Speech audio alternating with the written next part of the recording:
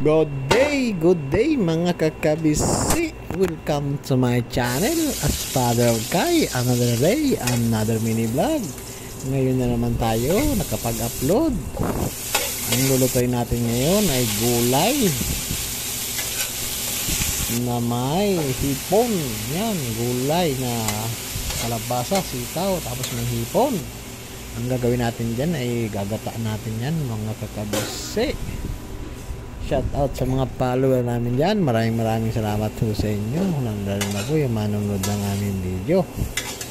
Paki-follow and share naman po ng aming mga video. At maraming salamat po sa inyo.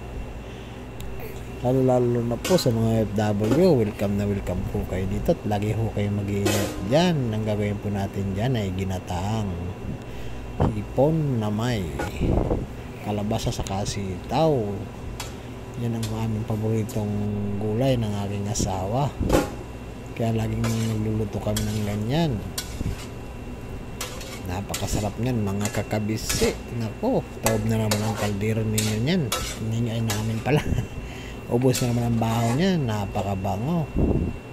Napakasarap niyan mga kakabisi. Okay, luto na yan. Ano pang inihintay ninyo? Kumuha na kayo ng baho dyan sa inyo at sabayan nyo kami. Okay. Ayos na yan. Pakas na. Let's go. Tara na. Kaya na tayo mga kakabisi.